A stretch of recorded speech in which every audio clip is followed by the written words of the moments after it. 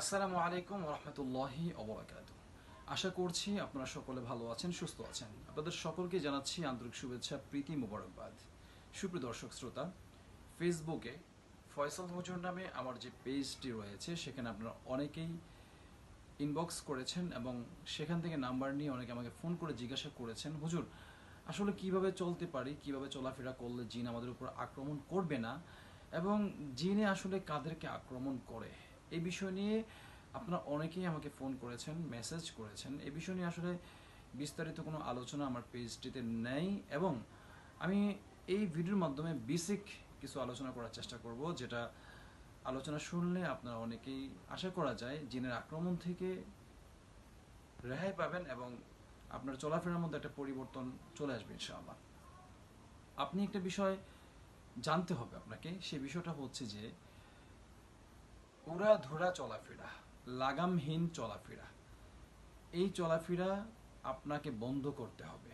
যেমন আমার মা বোনদের ক্ষেত্রে যদি আমি বলি, যেমন সন্ধ্যার সময় আপনারা ঘরের বাহিরে যান বা ঘরের বাহিরে থাকেন, ওই সময়টার মধ্যে যদি আপনার মাথায় ঘুমটা না থাকে, মাথায় কাপড় না থাকে, বা আপনার ওই সময়টার মধ্যে ভাজা পোড়া খাবার খাচ্ছেন আপনি, ওই সময়টার মধ্যে আপনি নামাজ না পড়ে যে সমস্ত হারাম অশ্লীল কাজের সাথে আপনি লিপ্ত হচ্ছেন, অর্থাৎ নাটক, সিনেমা, গল্প, আড্ডা, এই সমস্ত কাজের সাথে আপনি জড়িত হয়ে যাচ্ছেন, ওই সময়টার মধ্যে কিন্তু বদজিনের একটা আক্রমণ আপনার উপর হতে পারে।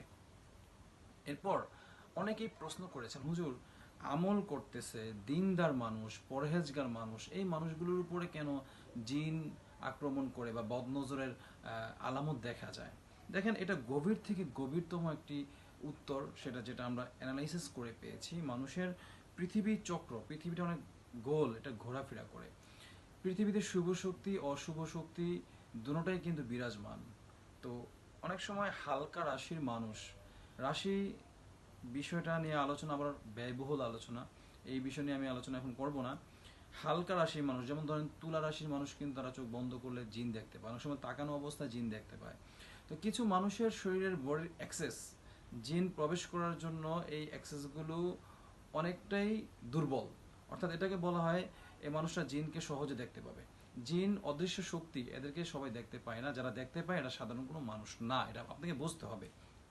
তো কিছু মানুষ আছে জন্মসূত্র থেকে তাদের উপরে জিনে আক্রমণ করতে সক্ষম, বা তাদেরকে আক্রমণ করতে তেমন একটা কোনো সমস্যা জিনের ফেস করতে হয় না, মানে সহজে জিনের তার শরীরের বডির অ্যাক্সেসটা নিতে পারে।